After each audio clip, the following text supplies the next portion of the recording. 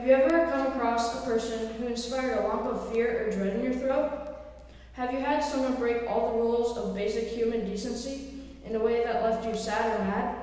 Or have you ever been that one person who was always picked on? Hi, I'm Cyrus Patel, and I believe we all know what it's like to be treated unkindly, so we should remember that kindness is the most important thing in the world, and we can all try a little harder to create it. Basically, kindness means treating others like they matter, and the opposite is treating a person like they don't matter. When you think about it, that's a very cruel form of disrespect. I understand that it is hard to be kind at certain times and at certain stages in our life. Taunting, teasing, and aggressive competition are common among kids, but I believe that there is no rule higher than the golden rule.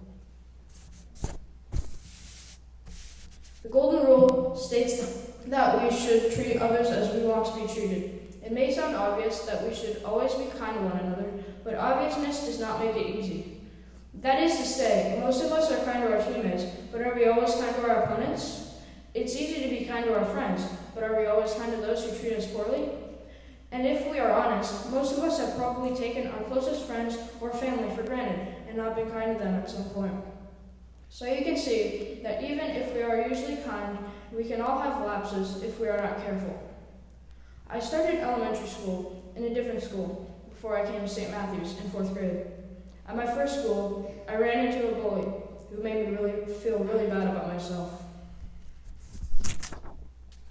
He knew he could rile me up by making me feel bad at sports because I tend to be pretty competitive.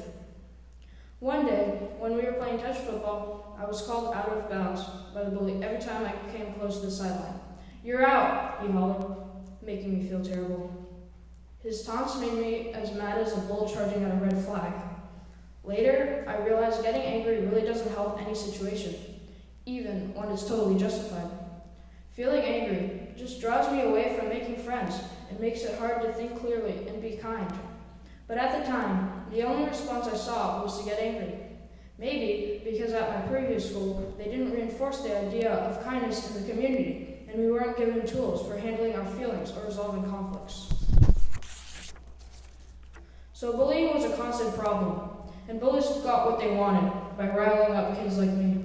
In 4th grade, I came to St. Matthew's, and I was happy to find that here people cared about forming a community and being genuinely good to one another. We are gathered here in the chapel, and this is one of the ways we bring our community together, spiritually and literally. Here we sing, we pray for each other, and we reflect on how to grow into better people. But of course, even at a place like St. Matthew's, there are still some times when we are not kind, including myself. Everybody still needs reminders of the importance of kindness and how it affects other people to feel either that they do or don't matter. In the reading that Kira read to us, Jesus says that we typically love our friends and hate our enemies.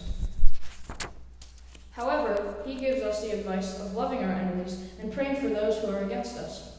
Although this advice is 2,000 years old, it still surprises and challenges us.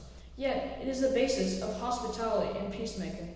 How do we do it? We can kill people with kindness, which will make them question their own unkind acts.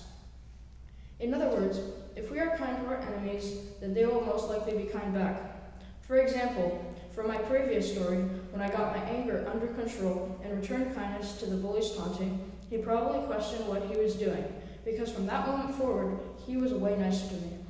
This shows that if we act with kindness towards everyone, we can improve our friendships and our conflicts. All things considered, kindness could and should be our number one priority.